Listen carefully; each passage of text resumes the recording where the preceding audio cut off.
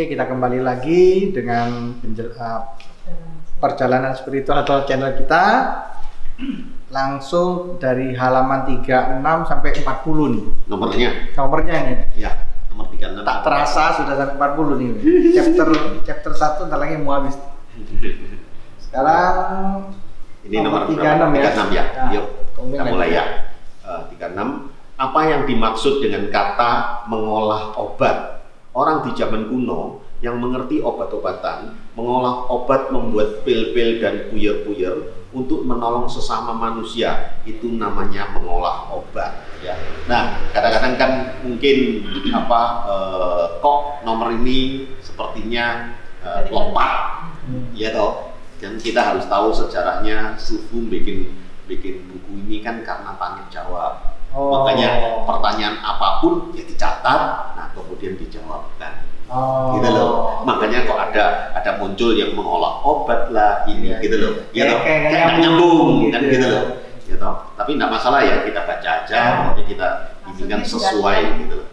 Zaman dulu itu tahu orang-orang yang belajar tahu itu kan belajar segala macam ilmu untuk menyehatkan badan. Nah, salah satunya adalah ilmu pengobatan. Makanya mereka kan juga banyak yang ke gunung-gunung riset obat-obatan untuk mencampur akar-akar tumbuhan atau daun-daunan atau apa obat untuk mengobati orang-orang itu. Makanya dari dulu itu berkembangnya ilmu kedokteran Chinese atau kedokteran Timur yang dari Chinese itu dari Tiongkok kuno itu kan dari Tao Chiao juga, karena dimulainya dengan pengobatan inilah yang akhirnya dicatat ini dari pengobatan herbal maupun akupuntur. Sufu sendiri kan ini apa? Dokter juga. Ya, dokter Chinese medicine. Bukan turun temurun tapi belajar sekolah ya. Iya, sekolah. Shinsei sekolah. Iya, Chinese medicine.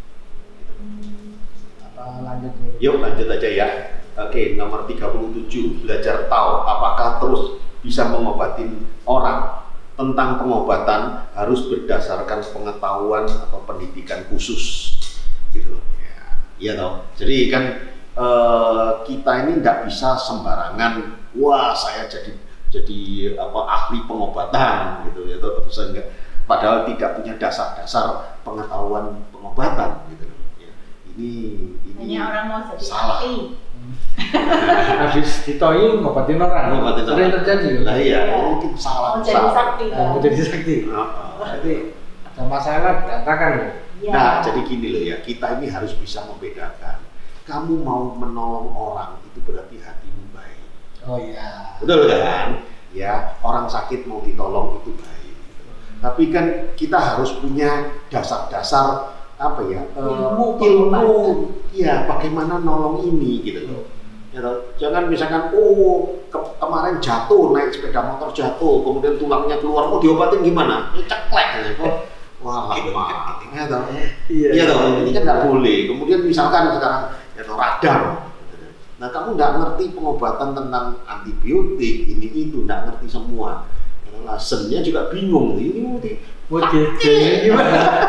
Antibiotik kasih itu amoxicillin, tapi nggak bisa loh. Amoxicillin itu apa ya? Nggak ngerti. Udah bawang brambang digecek tempel aja sudah. Nah ini gitu gimana?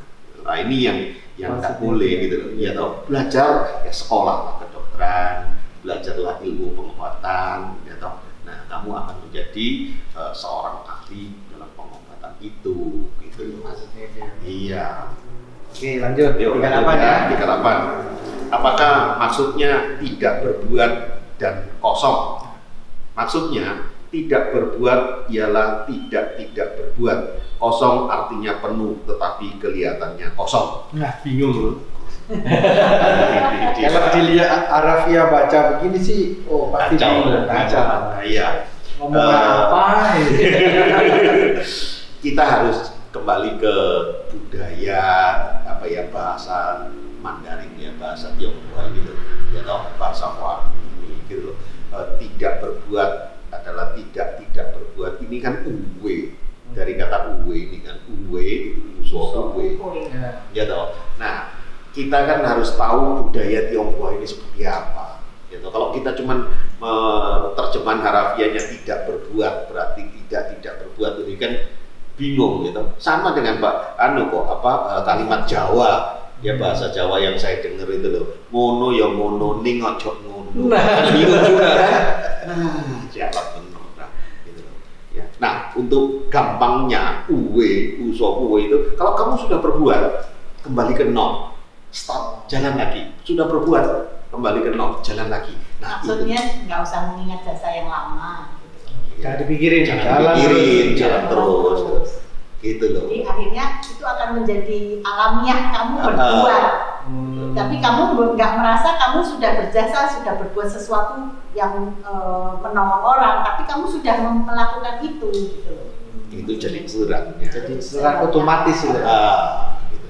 Nah, kemudian kosong tapi isi tapi kosong gitu. Ini jadi sulit gitu. Misalkan sekarang seperti ruangan ini. Kosong apa sih? Yang berguna ruang kosongnya ini loh. Coba kalau ini diisi batu semua, ini tidak berguna. Oke. Ya itu kan kosong, isi kosong gitu loh. Ini memang harus dipelajari pelan-pelan direnungkan baru bisa paham.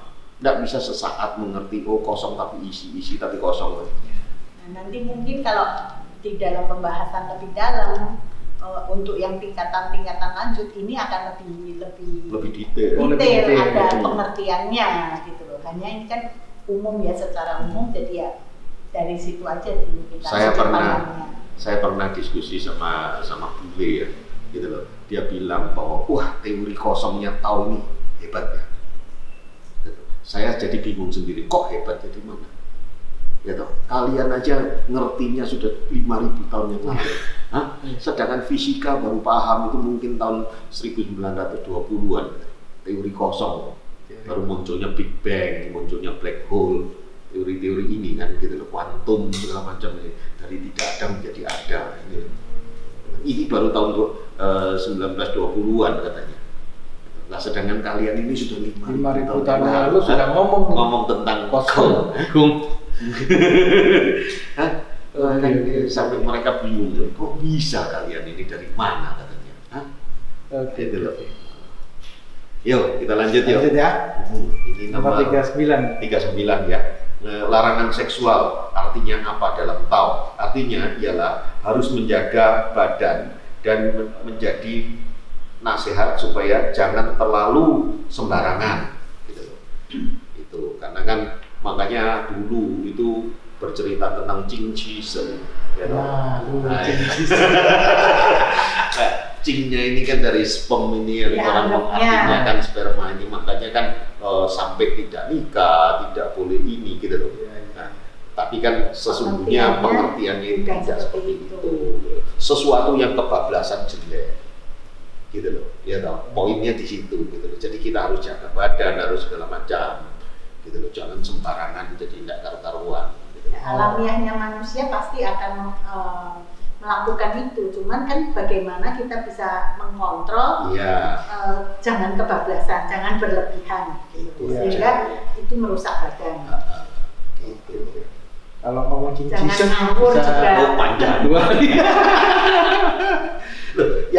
yang apa ya, tahu yang sudah wangi, yang sudah wangi tinggi aja bicara tentang Qingqi-shen itu membingungkan.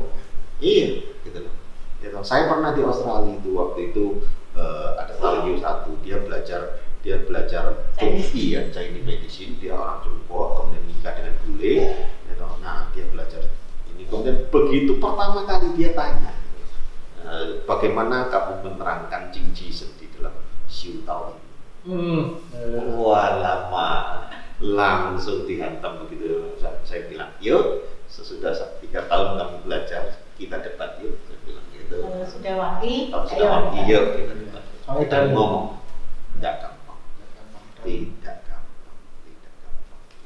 Asal tahu aja ya. Iya, asal tahu aja. Ini masih panjang. Sekarang nomor 40 ya. Larangan tham, rakus. Ya toh, Artinya apa dalam Tao? Artinya ialah mendapatkan hasil harus dengan jalan yang benar. Jangan sampai timbul kejahatan. Gitu. Ya memang kan kalau kita mau memahami Tao Te Ching, Tao Te itu kan moral. Ya gitu loh. Nah, moral yang paling tinggi itu arti dari moral sesungguhnya itu adalah tidak menyakiti orang lain.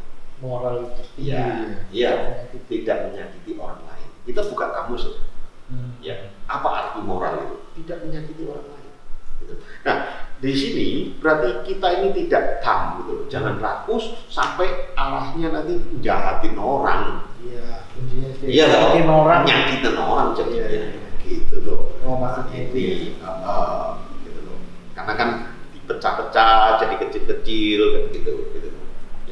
Kalau Lao Tzu kan sudah langsung. Pada akhirnya menyerumuskan diri sendiri sih sebenarnya. Iya, kerakusan itu gitu. Ya, rakus. Iya. Greedy. Greedy ini repot. Oke, sudah. Selesai nih, nggak terasa 5 pertanyaan lewat nih. Iya, 40 nih. 40. Untuk next episode 41, 42, 43, 44 ini yang panjang. Nanti kita 44 ini kita bikin sendiri aja. Sendiri aja ya. Ini sampai di sini dulu. Thank you Roni, Cina. Oke. Perjalanan spiritual Tao datang di seni, Pergi di kanan nih.